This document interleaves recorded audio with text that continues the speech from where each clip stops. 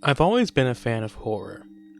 For a while, every weekend I had was spent watching horror movies as well as B fantasy movies with friends. But though I love fantasy in every medium, books, movies, games, and so on, horror I was not so lucky with. I enjoyed the movies and books, but horror games never grabbed me in the ways the other formats did. Neither in the way that horror films are a comfort watch for me, nor in the panic I felt imagining the world of a book. Maybe I was just searching in the wrong places, but the horror presented in most games of running and hiding, being chased, or shooting down scary monsters never worked for me. Now that I'm older and have spread my wings a bit, I've played and loved many horror games. Silent Hill, Kuon, Rule of Rose, and so on. It's entirely possible that the younger me just didn't grasp or understand what certain games were trying to do. Indeed, I can confirm that for many games I've revisited as an adult, I now love, when before I didn't get them. But I still maintain that many horror games harm themselves by having largely disconnected gameplay from their stories and tone, and use horror more as an aesthetic than the actual core of their game. Don't get me wrong, there's nothing wrong with that. I love horror as an aesthetic, and adore seeing monster designs, terrifying locales, and messed up body horror. Many of my favorite games have horror as just an aesthetic, but are not horror games. For instance, Blasphemous. But what really gets me is horror that exists in every facet of the game. Not just in the visuals, but in the gameplay, in the story, in the atmosphere, where the gameplay itself is interwoven with the horror. Games that, when playing, you feel the existentialism, the psychosis and disassociation the characters are, where things just aren't exactly right. These things really upset me. I deeply fear the idea of going insane or existing in a state of altered consciousness, where I'm not fully aware of what's happening. But I'm also scared of things that exist outside of normal comprehension and rules, yet still inhabit this place and resemble something tangible, especially if they exist in that diluted state of not being fully conscious of what they're doing. They're still present, but they aren't obeying the same laws and rules as the rest of us, nor even really meant to be here. Our world to them is just as distant as we feel when we're in dreams. They claw out for the surface of meaning and existence, but fail to take hold until they hopefully wake up, just as we do from a nightmare, but never get there. This type of horror is more commonly done in film. There's Mulholland Drive by David Lynch, which genuinely terrifies me and upsets me, and I love it for it. It's a heart-wrenching look at hollow relationships, impossible ambitions, and the dreamy vagueness of those long-blurred memories shared with a former loved one, but it also has terrifying imagery, flashes and implications of monstrous beings, and all the humans seem disconnected entirely from a genuine soul or comprehensive real world. I'm also quite fond of Japanese horror, from older classics like Onibaba and House to the more modern ones. My favorites, though, tend to be from the late 90s to mid-2000s. In that time, there's a huge wave of movies, a renaissance of Japanese horror. There's the fantastic Noroi, which is one of the best found footage horror films out there, following a documentary crew researching strange disappearances in folklore. There's also Cure by Kiyoshi Kurosawa, which feels like you're actively losing your mind along with the characters, drifting in and out of consciousness and focus, experiencing your own mind being lost, and falling into a hypnotic state of confusion. While it bears no literal monsters, certainly the antagonist is presented as one. But it's another Japanese horror movie, and one also by Kiyoshi Kurosawa that I want to bring up, Kairo, or the English title, Pulse. I think it's fair to say that the original Ring is what caused this massive influx of Japanese horror, and more importantly for the topic of this video, technology-focused horror. These films were a unique blending of the mythical ghost stories that existed for thousands of years, but combined with the modern world. After all, if a scary fairy tale can mention castles, horse-riding, leather-bound books, which at one point in time would have been contemporary, why can't a new one not involve apartment complexes, cars, and videotapes? Ring is in itself a masterpiece, and also has a young Hiroyuki Sanada, hello there, but Kairo for my money is the idea of Ring, modern technology combined with the supernatural, perfected. Kairo, similar to Cure, is a deeply vague film. You often feel lost, like you're piecing together a larger narrative from only breadcrumbs, or writing down the fragments of a dream once waking up and trying to desperately tie them together. The story itself is a ghost story, but it's also a fear of what humans could become and perhaps already are. Kairo is about the isolation technology can bring, and how ghosts can come about through the internet and technology, as easily as a glitch or bug. In the film, the monsters are those isolated by the modern world, retreating into technology and the internet, and ultimately becoming ghosts themselves due to their own depression, loneliness, and lack of meaning. Like the ghost story of a princess locked away in a tower slowly fades away, now people tied to their rooms and computers fade too. The main characters feel this, and feel as distant and floating and on autopilot as many do. The ghosts in Kairo are frightening, easily my favorite depiction of them in any film. And given the subject matter of people being able to become these ghost-like beings through isolation, it's fittingly human. I hate to say it, but more poignant today than it was in the early 2000s, where many of us had the majority of our lives on the internet. There aren't any ghosts in Kairo with body horror messed up proportions. They're just people, but off. Present but distant, visually there but blurred. A human being but lacking all the vibrancy and sentience that life brings. And they're often given plenty of time on screen. They aren't flashed for a moment and disappear, no, they linger. They don't swing their arms about or scream, they just are there. We're forced to focus on them. The camera doesn't cut away quickly, it stays on them. It acknowledges that they are there. No, it isn't a trick, and no, it can't be explained away. They can't be hand-waved or ignored. They are there, they're real, and they're dead. But once they weren't. They were people. But now they no longer have wishes, nor do they have malice, or any goals or a way to end their curse. They just are, regardless of any intention or want. We're forced to confront them, just as we have to be forced to confront the causes of them. And the cause isn't just a malevolent entity, it's the world itself. These ghosts frighten me, more than any other. And so too do the ghosts of Fatal Frame. Fatal Frame walks the same road that Ring, Cure, and Kairo paved, intermingling technology with supernatural horror. But Kairo, I do think, is the closest comparison to Fatal Frame, as like Kairo, it forces you to look at these ghosts, at these things that were once human, and confront what caused them. You're not supposed to run away and duck into a closet or shoot it with a gun. You stay, and you look. You have to. In many cases, you learn intimately what brought them to this state of terrifying disassociation. And through the gameplay, you will pity them, yet fear them. But how does the game make you do that? Kairo has the blessing of being a film, meaning it gets to choose what you see at all times. Of course you can close your eyes or look away, but if you watch the film fully, the ghosts are always there. They're always present. The scenes are always the same. But how do you make a horror game where the player is a free agent able to move and look around, and get them to look at what you want? How can they be actively involved in looking at these ghosts without being forced to by a cutscene? And wouldn't a cutscene take away the point of it being a game? How can the player purposely scare themselves? Well, as a Ring used a VHS tape, as Cure used a voice recording, as Kairo used the internet, Fatal Frame uses a camera, and it plays perfectly into how to use modern or at least semi-modern technology in ghost stories. And that's the ingenious thing about Fatal Frame. The camera is in every facet of the game. You snap photos of hidden ghosts for experience points, you use it to gain clues on how to solve puzzles, use it to break curses, and even use it in combat, dealing more damage better focus the camera shots you take of the ghost's arm. The creator of Fatal Frame, Makoto Shibata, is fairly open about the fact that he believes he has encountered ghosts. Not only that, he says that they've inspired what he's placed in Fatal Frame. Regardless of if you believe in ghosts, I think it's fair to say that many people out there genuinely believe that they have seen and encountered them. And I believe Shibata when he says he believes that he has, especially after playing his game. His approach to the design logic of ghosts is just amazing. They're vastly unique looking, and more times than not tie into a person who previously lived within the game world you learn about. A woman who had her eyes gouged out appears still eyeless and sensitive to sound. Little kids just looking to play tag unknowingly hurt you, their new participant. But most impactful of all is when it's the shade of a person you have read the words of, who you've seen in flashes of the past, heard their voices speaking, their desperation growing, they slowly die. Long before BioShock or the Bethesda Fallouts, Fatal Frame used journal entries and audio recordings to tell a lot of their story. Fatal Frame is by no means the first game to do this, but it is one of my favorite examples alongside the original BioShock. In the same way the recordings in BioShock let you understand and feel the growth of people into monsters, the city falling into chaos, Fatal Frame lets you intimately learn the tragic past of all these people that came before you, before they were ghosts in constant suffering. And many do try and kill you, they'll almost never have a sense of personal hatred, but out of confusion, pain, and a dreamlike distance. They don't know what they're doing, who they were or are, or how they ended up here. They're floating in water in a dream, grasping out anything that's form or substance, often crying for help.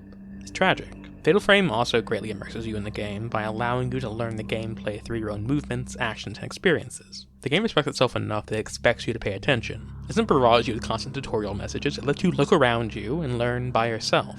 Just through exploring the opening of the game, you can turn one direction and learn what the little meter at the bottom of your screen means. Not through obtrusive messages, but through seeing and feeling the hints, and using the camera to find the right place to take a picture. You learn that this iconic sound,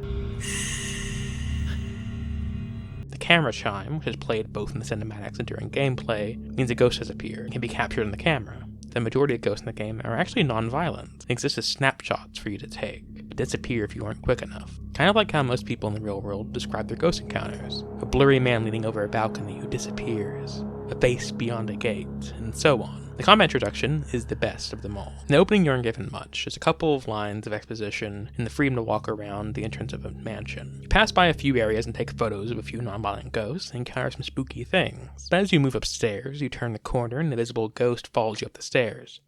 You can't see it, but you can hear and feel it following you. Now listen, vibrating controllers in video games are just kind of the norm now, and are often underused. They happen when you hit an enemy or a big attack shakes the ground. But Fatal Frame used it as a heartbeat, or invisible steps being heard, as we not only hear the footsteps, but feel it in our hands beating. Seeing with our own eyes that no one is going up the stairs, but we can feel it ourselves. And as they build and then finally go silent, the vibration continues, rapidly advancing as if it was our own heart panicking, and then boom! The ghost appears and the vibration goes crazy. It's very good. You learn through a single moment with no messages, the sound design, even the controller vibration, is an ally to you, and then you go straight into combat. Combat within Fatal Frame is simple, but that's what keeps it engaging. I've already mentioned its genius of having to stare at the scary ghost directly, not allowing you to ignore it, or blast it away quickly. To get the ideal shot on it and build up the damage, you have to zone in on its face, and have the camera's charge build slowly. It's very satisfying to pull this off, as you're zoomed in ghosts slowly getting closer and closer, until you can finally snap the picture and deal damage. It also gives you the benefit of having to look at these terrifying designs and be scared of them. You can't ignore their spooky, jittery movements, you have to look. Using cameras in games are always a little satisfying to me, like in Dead Rising. When we hurt the ghost with enough pictures, we banish it with the camera. This combat means you have to be engaged. That is how the game keeps you in the world, and nothing drags you out of it. The sound design and music is amazing too. The game actually doesn't have many tracks in it that have instruments or recognizable songs. It's more so ambience, mostly silent with the exception of the wind, cries, and these horrific, almost electronic crackling sounds as ghosts move. The audio, the way they look and move, just makes them feel unnatural, like a glitch or a bug, but they're lagging behind, but it's in real life. They're freezing and accelerating. The sounds of buzzing and crying shifting sound so inhumane, yet recognizably the cries of something that was once human and sentient. I see a lot of the sounds of the ghosts in Kairo make too.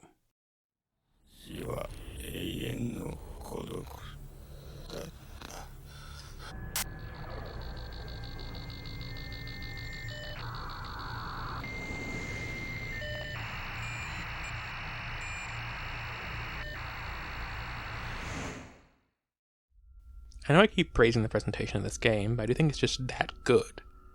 From the monster designs to the sound, and yes, to the graphics, I think the game still holds up. The mansion is still amazingly detailed, with little things all over.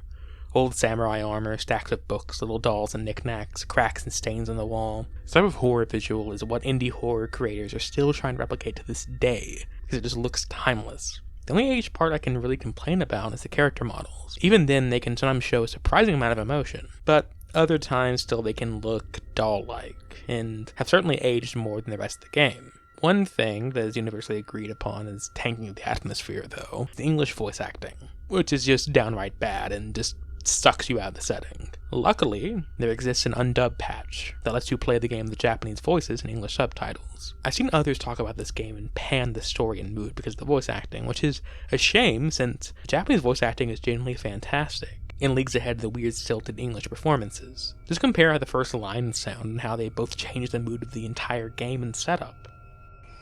My big brother, he was so sweet and kind. He was the only one I could open up to about these visions. 兄はとても優しい人でした。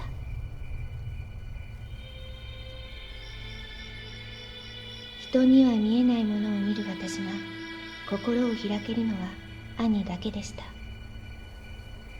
The Japanese sounds appropriate, serious but not dramatic, but the English just isn't good. It's overacted and weirdly hangs on to words. Regardless though, these opening lines are fantastic and immediately draw you in. In Fatal Frame, we play two siblings, the sister Miku and the brother Mafuyu.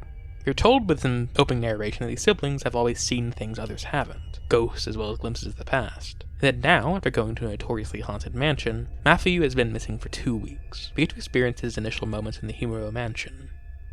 So this is Himuro Mansion. No. Anyways, he's gone to the mansion in search of a famous novelist, Junsei Takamine, who disappeared soon after going to the mansion with 2 assistants. The beginning is the only time that we play as Mafuyu. The only time that the mansion is for the most part devoid of enemies. This helps build the escalating tension as even the presentation of the game is different. It builds up the dread of us knowing something will go wrong in his journey, even if we only fight one ghost as him, the one I mentioned earlier going up the steps. And we get important seeds of wonder on what is going on. We have the mystery set up, 1 of triple layers, who these siblings and why they see things, why and how did the novelist Takamine go missing, and why did other Mafuyu also go missing. And just as we ponder that, boom, right with another question as the chapter title appears. First night, strangling ritual. What the hell is a strangling ritual? And first night, there's going to be more than one night? And why is this hallway filled with ropes and a mirror? Why does Mafuyu have this special exorcism camera? Why does this girl in white take him? And why does he seem so calm about it? In just a few short minutes, we have some amazing hooks. We've established the core characters, the setting, the rules of the game and world, the combat, exploration, and we also learn things like backtracking will be required and should always be pursued if we hit a dead end. The first night is probably my favorite in terms of mood. The discovery of everything in the first go-around is fantastic. The first chapter is instrumental in getting the lay of the land. I've played this game through several times now, and I believe I could walk a real-life replica of the mansion forwards and backwards by memory. Miku goes through the familiar opening we went through as Mafuyu, but exactly where we finished as Mafuyu in the hallway of ropes in front of the mirror, we find his camera and notebook, and Miku says that the camera is originally their mother's. Mafuyu did his research on Himuro Mansion before coming after Takamine, and through both this notebook and dozens more we find throughout the game, we learn the past of the mansion gradually, starting off mysterious and slow and then building on revelations and morbid discoveries, making earlier things that we learn suddenly have an aha moment. For now, we learn that the mansion was once the home of an important family who controlled a lot of land. They were well known for Shinto rituals being performed within the mansion, and for a reason, the last patriarch of that family massacred them all. And a while after that, another family moved in, a folklorist and his family, who also disappeared after a string of missing children. Since then, people have abandoned the area and never come near it due to rumors of it being cursed.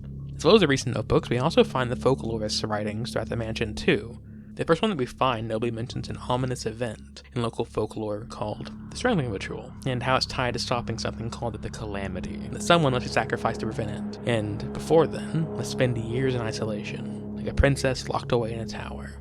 There are many news clippings spread throughout the house about missing children, and we also learned that Takamine's assistants were definitely here, as we find notebooks and recordings from them everywhere. A neat detail, but every notebook and tape is color-coded, so we can tell at a glance who wrote it or recorded it. For instance, the red tapes and journals belong to the assistant of the novelist, a woman who wears red when we see her in the past.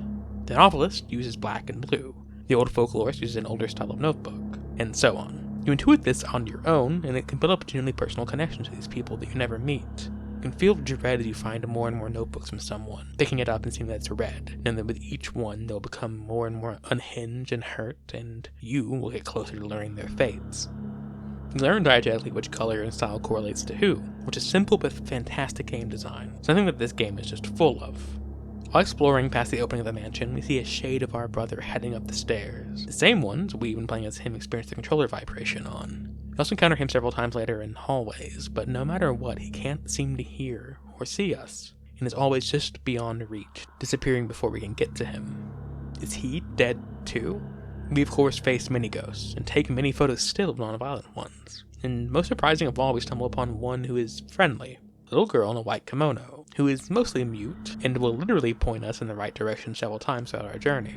With her help, we find a secret passage hidden behind furniture. Finding new paths and shortcuts throughout the mansion is just a treat, and it always blows my mind towards the end when you find new ways that connect to places you had visited hours ago. Treading these back levels, we start to piece together what happened to the crew who came with the novelist Takamine. His group consisted of his editor, a man named Koji, and the lady in red, his assistant, Tomoe. By the end, we'll learn what happens to all of them, as this game actually has very few loose ends. Everything feels neatly answered and tied together and resolved. We learn about Koji first. He had somehow ended up separated from the group, pursued by the lady in white, and Koji attempted to hide from her in a closet, but she still found him and killed him, severing his limbs. When we uncover this story, there's a fantastically haunting bit of sound design. The tape recorder he had glitching, slowly playing this stilted, croaking voice.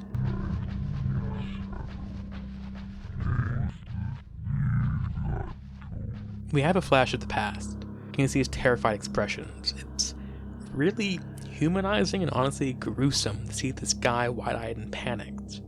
Even with the old models of the game, these expressions sometimes really come through like now. In our journey, we also stumble upon pictures of the crew, all bearing superimposed images of rope on their limbs that were clearly not there when the photos were taken. And Koji is actually the first boss of the game, which is fantastic. But then a nameless ghost we care nothing about, or don't know anything about yet, it's a man whose voice we've got to hear in panic. A man tied to our brother and the people who came here before. A man who we got to see small and scared and alive. As he hurts us, he can only croak out, "Help me." This reminds me of the closeness that you feel when watching Kairo. You witness several characters fade into these spirits. Their hopes and dreams, anything that made them human, faded as they become shadows of people confused and distant. We followed Takamine and Tomoe's trails too, and learned that Tomoe seems to have a sixth sense and always has, and that now she's struggling quite a bit in the mansion. Honestly, her descent into madness and fear is one of the ones that affect me most in the game. It's far more gradual than Koji's, as she lasts several nights into the mansion, and her journal entries start to stack up, and some even date back weeks before their initial entering of the mansion. We get to see the entire process of her researching the mansion for Takamine's next book, roping Koji into helping, and then her feeling an intense sense of dread about going to the mansion. Yet, she comes along anyways to help Takamine. It's through her, too, that we can start fully processing some of the things happening here. The main ghost of the mansion, the lady in white, seems to pursue people throughout the mansion, and when she catches them, marks their limbs with rope marks. Tomoe ends up getting these rope marks after encountering the lady. She's desperately trying to find a way to escape the mansion or to break the curse that keeps these ghosts here. But ultimately she fails. I believe that we can intuit now how and why Koji's limbs were removed, and why there's a hallway of ropes, and why they appeared in photos. A very gruesome end, torn apart limb by limb. Tomoe's final entries show her disassociating, doubting any of this is even real. She can hear voices now. Perhaps it's a dream? But she too seems to have been getting aid from the little pointing girl, and came so close to uncovering how to save herself. Recording that she found out about a sacred mirror, and that she has to tell Takamine, as it's the way to solve all this. However, she never got to. They not only find her corpse gruesomely stuck in a water wheel, but later encounter her ghost itself within the fishing house. Again, seeing this person you have built up a character in your mind of, the one living and animated, dead and gone. Her once vibrant red clothes, ones that you can even catch her wearing with a photo of her shade, is now completely faded of color. When you come to face her, everything that made her, her, is gone. And yet the memory of her is forced to linger. Within Kairo, the people, as they fade slowly into ghosts, lose everything. Their emotions, their willingness to live. Even as they struggle, you can see it, and feel it, and know they will fail. And ultimately, when they do become these spirits, all that is left of them is a black shadow against the surface that they were on. That is all that they can be remembered by. In an allegorical sense, I feel that it is keen to understand how the memories of those close to us who die can be warped, especially if they had a slow decline. It can be hard, both for them when they were living, and for us having to last after they're gone. Realizing that you can no longer see them in that bright red jacket they always wore, or even remember their way of speech, the vibrancy in their voice and smile. All that is left is this, a black shadow on the wall, faded indentations, a person left devoid of everything that made them, them. Constantly in the footsteps of Takamine's team as well as her brother, we as Miku face quite a lot of challenges. The ghosts, of course, but we also have many puzzles. They, for the most part, are simple, using dates and numbers we learn in journals to correlate the correct answers on puzzle tours. But there are others that we do throughout the game. They never cross over into hard, really. It's mostly simple match patterns and match numbers. They are a little annoying, though, and do require you, or at least me, to write down the answers in real life. The most notorious example are the number doors, which are very annoying at first and really confusing, since the numbers are first written in archaic form of Japanese, and you question how in the hell you're supposed to know what number is what, till you realize that's a clock. But second, it's not a normal clock. No, that'd be too simple. It's a counterclockwise clock, the top middle being 0, and then the first one on the left being 1. I have no idea I was supposed to learn this, maybe I missed some text in the game, but yeah. My favorite puzzles were honestly the simplest ones, solving riddles with figurines, switching icons around a limited amount of turns, and destroying these talismans. You find them and then take a photo of them, which reveals another photo of where their seal is. It's a fun Easter egg style hunt, trying to use your knowledge of the mansion to find where these places are to unlock a path forward. There are some standout ghosts in the game. The children in the doll room were quite terrifying, though one that stuck with me was a hanged woman who appears in the atrium often, looking for her child confused. Nearly every ghost we see has stories behind them, even beyond the ones whose journals and recordings we find. Through both Takamina's research as well as finding the words of the folklorist himself, we find out what the last tenant uncovered and went through, both through Takamina's research as well as the words of the man himself, the folklorist. Like Takamine, the folklorist was deeply interested in the mansion. He himself actually wrote a book on it. While he was writing it, though, his wife became sickly. Not wanting to stay away from her or his daughter, he moved all of them into the mansion to facilitate both being together and working. His daughter, while in the mansion, found a camera, claimed a girl in a white kimono gave it to her. Somehow the folklorist didn't think that this was concerning. I always feel like it's the dads in these horror stories that miss the most obvious shit. The next day, as the family took a walk in the woods, the mother took the camera and started snapping photos of the family and the surrounding area. This would prove to be tragic, as the mother began claiming she could see things that others could not, and she grew both more ill mentally as well as physically. Soon after this, the daughter would go walking into the woods with the camera and go missing. Though in the days prior, friends of hers in the nearby village too would go missing in the mansion. This explains all the news clippings we find throughout the mansion of missing children. And several days after the daughter went missing, the mother would hang herself, blaming her daughter's disappearance inwardly due to the camera. The folklorist himself would become convinced the mansion itself was evil. With his research in hand, he tried to seal away the evil using the united pieces of a holy mirror. We have a few revelations about the folklorist's story throughout the game. The first is that Miku's mother was also obsessed with the camera and taking photos of things she claimed she saw, and even worse, had hung herself from a tree in grief from what she saw just before the events of the game. And you get the overwhelming feeling that this isn't just coincidence, and you would be right.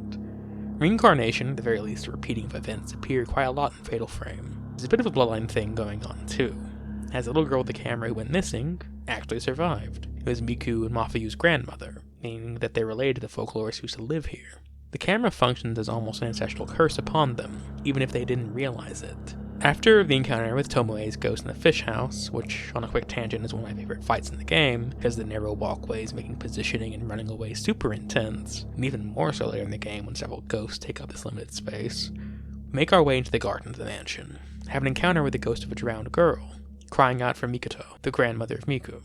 The girls were playing tag in the mansion, and she went missing. We discovered that this is because she had hid behind the well and was knocked into it by another ghost that we've encountered often, Longarms. Longarms unwittingly killed several children that we encountered throughout the game because he thought they were his daughter, one who he failed to save in life and was sacrificed. I love tragic monsters more than just evil ones. He wasn't a crazy murderer in life, he was a father. That protective nature of him carries into death, tragically killing those who he wished to save. Passing through the garden, we make our way into a shrine where Takamine is supposed to be. And sure enough, though the shrine appears empty at first, we can slowly look up with our camera and find Takamine. The terrifying reveal of him practically crucified to the ceiling of the shrine by ropes and a dozen ghosts pinning him to the ceiling. We have a boss fight, and he is the toughest enemy up to this point in the game, with a sizable chunk of health. There's a bit more to combat than just aiming the camera and charging it. There are also upgrades to increase the distance, power, and so on. There are also different items to help you, like different grades of camera tape, as well as items that heal you and can revive you if you die, the latter only allowing you to have one in your inventory at a time. This is one of the few games I found myself not hoarding items in, as due to the limitations of tape and healing items, you have to use them. If you try to conserve the better items, you will run out of the lowest grade of tape, and be forced to use the higher quality kind, which can be a waste since every photo is one use of tape used, even for the photos taken for clues and puzzles, meaning you throw away higher quality tape than the lowest one would do. I never ran out of tape entirely, but I got dangerously close to doing so a few times. We defeat Takamine's spirit, and find more details in the mansion. The way to perhaps end all of this. Tomoe's discovery of the Holy Mirror was correct, though it is split into 5 parts, and we have to find and combine these broken pieces into one. We find a shard of the mirror that Takamine had stashed away, but before we set out to find the other parts, the lady in the white kimono appears. Within one touch, we are knocked unconscious, and have dark dreams of the woman, and her death and torture. See ropes tied to her limbs, and her body is torn apart, and hear that she is now inflicting the same death upon people to make them feel what she had to go through. We awaken the next night with the rope marks on our wrists, and a child before us taking a piece of the holy mirror we had just found, running off with it. Our new goal in the game, and the one that proves to be our main mission, is to find all 5 pieces of the holy mirror. We learn in this chapter that the woman in white's name is Kiri, and her story is my favorite thing about Fatal Frame aside from these fantastic ghost designs. The gradual explanations we get make us feel like a detective, remembering things we had seen previously in visions or written down notes is a very satisfying experience. We already had the basic story of Kiri told to us early, of a person locked away and sacrificed to stop a calamity, but it's a different thing entirely to learn the gruesome and in-depth details of that. You can be told something happened, but witnessing it really brings it home. I can tell you that someone was murdered, but if I tell you their past, show you photos of them, and tell you exactly how it was done, that would disturb you a lot more, wouldn't it? I will warn you now, my accounting of the story is going to speed up. It's Honesty Nights 2, Demon Tag, 3, Calamity, and 4, Kiri, all blend together in my head for recounting Fatal Frame's story. Since over these nights you continue connecting the dots, one small discovery after another as the rope marks build up. We can cover the full past the camera, which I've already recounted, and continue to catch several glimpses of spirits that we will become all too familiar with. Long arms crawling in the hallways, the woman in the atrium calling out for her child, and the folklorist looking on solemnly from above or reading in his study. We also learned the meaning of the second night's titular demon tag ritual, encounter its victim, now turned ghost. A woman with her eyes gouged out, sensitive to sound. We learned that a mask was used to gouge out her eyes, and that it covered in her blood is the key to opening a passage under the mansion, to a gate of some kind tied to the calamity. We have a short puzzle section collecting many masks off of different walls to use on other walls to open them, and to gather them all to unlock and take out the eye-gouging mask that we need. During different nights, the mansion has also changed. Places that before were destroyed or boarded off are no longer so. On the first night, there's a broken bridge leading into the water, but now it's rebuilt. Hallways that were before closed are now opened, and so on. The constant switching up of the mansion's layout is really fun to see night to night, making you excited thinking about what will change and what new mind-bending connection you will find. So many rooms feel like they should be miles apart, yet get revealed to be side by side. It's always so fun to find. And when things like this happen,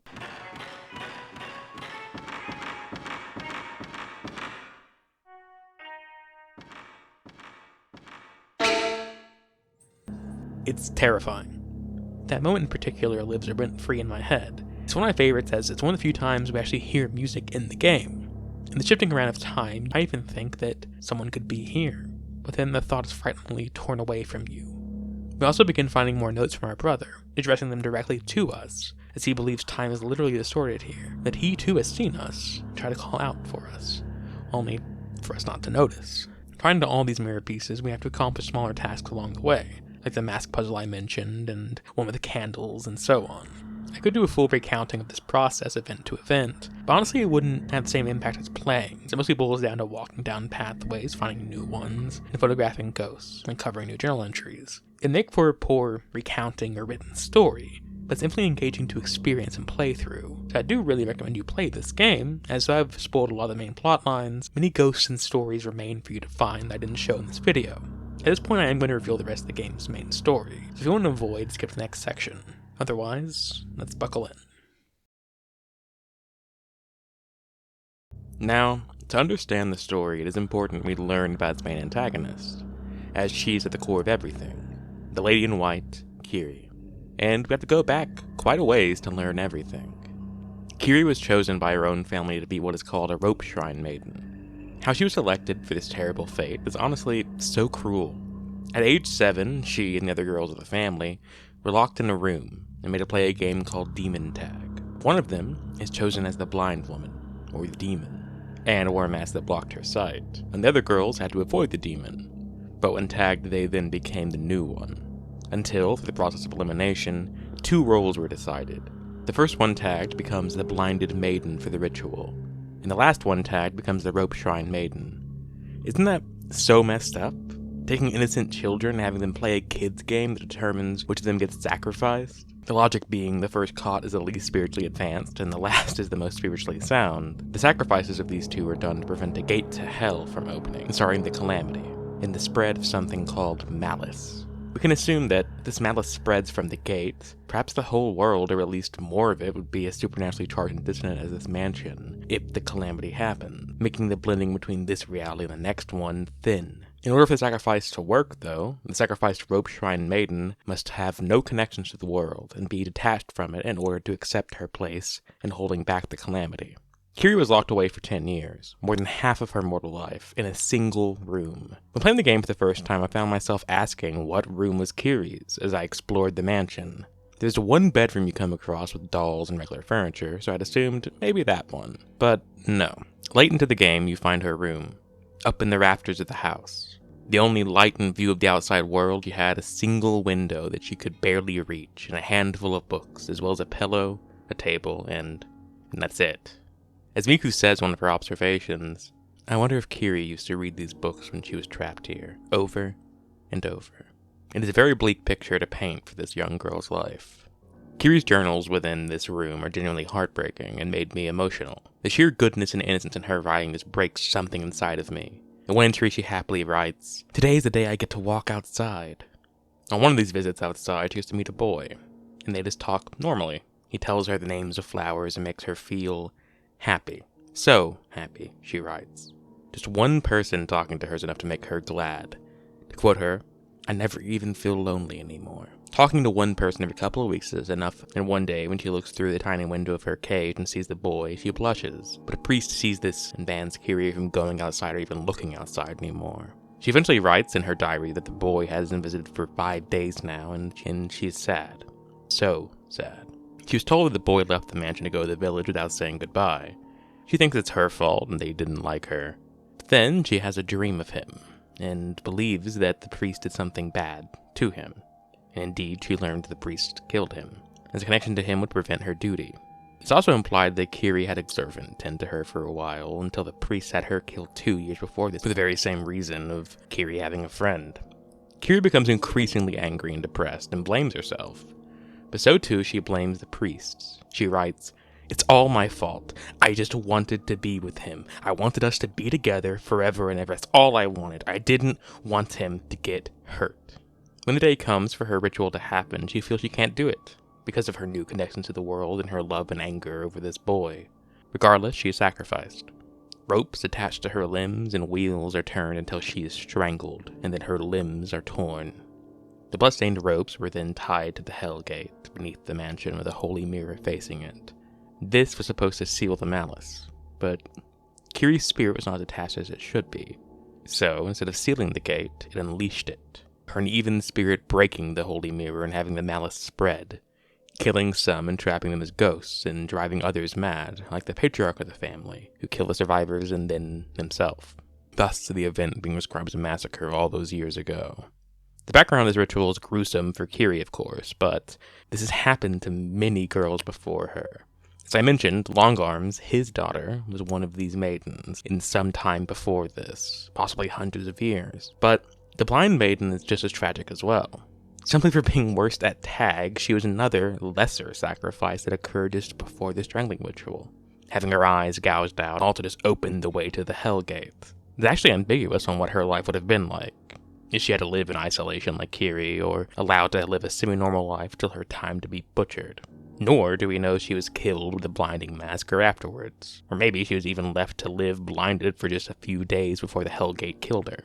Within Miku's visions of the past, we do get to see the boy Kiri had fallen in love with. He bears a striking resemblance to Miku's brother, Mafuyu. Throughout Mafuyu's own writing, we read that Kiri does not treat him as violently as she has the other visitors to the mansion. I believe that it's ambiguous whether or not he's an outright reincarnation of her lover, or just simply fate pushed him to fulfill a similar role, but regardless he feels an intense connection to her, more of a sadness and longing than fear or disdain. Kiri's own isolation mirrors the ones we see in Kairo, though the distinct difference being that those in Kairo fade with lack of emotions, whereas for Kiri, her fading occurs for an overabundance of it. When we have learned all of this, Kiri pursues us violently throughout the mansion, giving chase. In the process, we gather nearly all the pieces of the Holy Mirror, 4 out of 5. With the help of the little girl in the white kimono, we venture beneath the mansion to the Hell Gate, her pointing us to the way to unlock it, using Kiri's old hairpin. We encounter visions of what Kiri went through, witnessing her struggle as she was torn apart. We also face several ghosts of the people who died within the tunnels when the malice was released, and just before our descent, we even get to face Kiri's father, still bearing the sword he used to massacre the survivors. At the end of the system of tunnels, we finally encounter Kiri herself with Mafuyu, still alive and kept prisoner, though he doesn't even seem conscious anymore. It's a body for her as he's a conduit for the one she loved. We have one final fight with her, the hardest in the game. 1 hit, and we die. 2, if we have one of those items that revives us on death. We have to rush around the cave, constantly being a few steps ahead of her and charging our camera, taking risky shots for the highest damage. When we finally bring her health down, and we think we have beaten her, Kiri destroys the camera, the only thing we have to fight her. With our weapon gone and only 4 parts of the mirror, it feels as if we were going to have a bad ending. But the little girl in the white kimono appears once more and points at the broken camera, and reveals inside the final piece of the holy mirror. We combine it and place it opposite the Hellgate, in the process freeing Kiri and Mafuyu. This is a great reveal, as it perfectly explains why the camera was special and caused such sadness. It also has the fun trope of us having had the MacGuffin the whole time without realizing it. But one final reveal is made, that the little girl is also Kiri. When Kiri died, she split in two. Her anger and lack of attachment from the world filled her with malice, and she became the malevolent ghost we have seen throughout the game. Angry at her fate and craving the person she loved, wanting to have anyone feel what she went through. The other was the more innocent version of Kiri, the good parts of her, the young, innocent girl locked away. With Kiri freed by the mirror being remade and put in its place, Mafuyu, our brother, is also finally freed, and the younger Kiri tells herself to fulfill her duty, pointing to the gate. Kiri, both sides of her reunited, tell us she will seal the Hellgate, but the caves are about to collapse, so we have to flee. She takes up her position, one that clearly hurts her. The ropes tied to her body in front of the gate, banging and vibrations from it shaking both the earth and her. But she is resolute in her duty, one that will seemingly last for eternity. We are finally back with our brother, our main goal this whole time. We go to leave, and the mission accomplished, but Mafuyu refuses. Instead says that he will stay with her. She's been alone all this time, and she deserves comfort for as long as he can give it to her, to help ease her unending pain. Miku tries to argue, but Mafuyu is decided, and so Miku reluctantly flees, leaving her brother behind to embrace and comfort Kiri. As Miku exits just in time for the mansion to collapse, she turns to the ruins and sees a clear and beautiful sight, one no longer marred by fog and darkness and malice. Instead, it's crisp and clear, with hundreds of freed souls rising up into the sky like fireflies, finally on their way to find peace. The game closes with Miku's final words mirroring some of the first in the game. あの日から私がありえないものを見ることはなくなったのです。 Now, that's a lot to unpack, and I have some mixed feelings on this ending.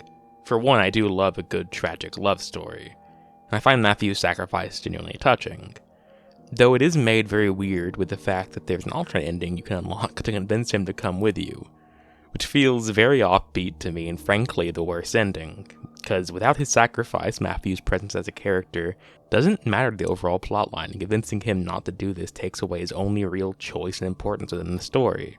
The other issue I have is the conclusion that I guess these horrible rituals that tortured and killed these innocent people were actually necessary and good in the first place, which is a very disconcerting thought. Don't get me wrong, I love Dark Worlds that have unfortunate and outright evil things done to maintain an idea of good. But I think there should have been more to it, or at the very least a dialogue with Kiri with her considering it, as she did nothing wrong, which I suppose is the point. It is tragic. It is a bittersweet ending, and though I would have liked more expansion on it, and perhaps a slightly happier ending for Kiri, I do like some of the ideas that this darker reality gives, of something that is good, like, sealing the literal gate to hell, requiring such a deplorable evil thing. And while selflessness is a virtue, Kiri's selflessness is beyond tragic, since she had no choice of her own nor no life. Sacrifice is only good if one chooses to do it. Forced sacrifice is no sacrifice at all. It is barbarity, murder. Though it is true that Kiri makes the final choice herself, I would have found it more interesting if she had a debate about this with the 3 characters, as Mafuyu 2 has little to say in this ending. She spent so many years alone and in pain and gets a chance to live. I feel like she should debate this or lament the fact, have this dialogue of, oh, maybe we could leave, me and Mafuyu, but no, I can't. Just something. Something where she decides of her own volition to do this evil yet good thing. Regardless, this ending does make her and Mafuyu's sacrifice noble. I just wish that there was more. Regardless, I say I like this ending more than I dislike it. It just feels rushed. Though the questions it poses are interesting, of evil actions doing good. I just would have preferred if the game debated it itself. Fatal Frame is a great game. I enjoy every moment in my playthroughs, as it is rather short and concise with no filler. I always find a new ghost design that sticks with me, a new backstory to one of them that I uncover, a small detail tying new characters together. And the moment-to-moment gameplay stays fun, with a constant non-violent ghost to take photos of with their own titles, like a messed-up collectible card game. Each playthrough is actually ranked, and you unlock some small things like different costumes, camera upgrades, a list of ghosts, and a battle mode. I'm sure that many people back when this was new had some fun trying to catch all the ghosts they could on camera. Where the game's legacy has been tarnished a bit is due to the English voice acting, and the ending with an interesting idea but middling execution. It maintains a fairly sizable loyal fan base, but I do think the fact it had to compete with Silent Hill and Resident Evil, as well as many other horror games in that huge wave in the 2000s, did it no favors. That is not to say that Fatal Frame is not to par with those two games, but it is undeniably a third wheel when in the discourse of the other two giants in the genre at the time, and still even now. For me, the camera mechanics in the Japanese mansion setting keep it on the same level as those titans of the genre. It is the same reason I love the game Kuon. Japanese settings were and are a bit of a rarity in video games, though we are seeing a boom of them in recent years. Most horror games, even if they were made by a Japanese studio, were set in the West. There was nothing wrong with that. There was something special about going through this traditional Japanese mansion, seeing the Shinto shrines and rituals, the decaying samurai armor on stands, and so on. It allowed the game to be easily identifiable, in the same way that the Japanese movie boom of horror in the 90s and 2000s was. I made references to several Japanese films throughout the video, and quite notably Kairo, though I tried to keep it to a minimum. Both not totally spoil those films that I love, and also because I think while Fatal Frame continues the tradition of Japanese horror working modernity into folk horror, it deserves to stand on its own. It would be disingenuous to say I didn't think the game was inspired by films like Ring and Kairo, but it differentiates itself enough to be very much its own thing. I also believe it would go on to contribute to other JHorror, both in video games and out. The film Noroi, for instance, has an amazingly similar setup to Fatal Frame, with a folklorist and paranormal researcher who's both an author and a documentarian going missing while researching a curse. And the film is predominantly found footage, with cameras functioning as the main vessel through which horror is shown. It feels very Fatal Frame coded. Despite my love for this game, I've never actually gotten around to playing the sequels, though I have heard from many that they too are great. I will play them eventually, and when I do, expect some videos on them. I hope you all enjoyed this video. It's been a couple months since I've uploaded a video. I had a surgery not too long ago on my jaw and mouth. It was hard, I suppose, because I had so many videos I wanted to make, but I literally couldn't record them because I didn't have the ability to do my voiceover.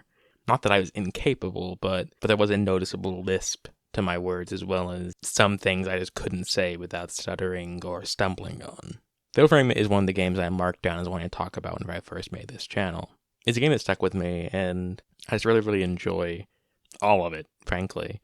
I know that I complained a little bit about the ending there, but I think that in general, the gameplay and aesthetics and design of the ghost and the ideas of the story all come through stronger. Making this video has inspired me to go and do the sequels now. So if you have a favorite Fatal Frame sequel, let me know, because for what I've read, and don't quote me on this, it seems that people's favorites tend to be split between 2 and 3 for the most part. It seems that the PS2 Fatal Frames are more well-liked than the ones later on.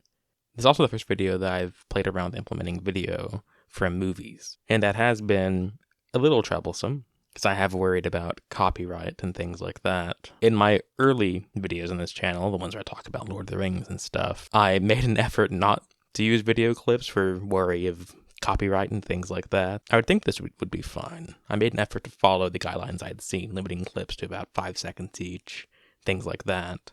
I do hope that you're able to see the comparisons between Kairo and Fatal Frame that I made, though, as I do think they share very similar DNA in how they view ghosts and how they come about, as well as how they exist. In the future, I might consider making movie analysis and movie reviews, and Kairo would be one that I want to do. If you want to support me, subscribe, like, and also comment. That's the main thing I do this for. I love seeing people think about things I like, as well as my writing and videos, so do let me know. This has been your resident Eccentric, and I will see you again. Farewell.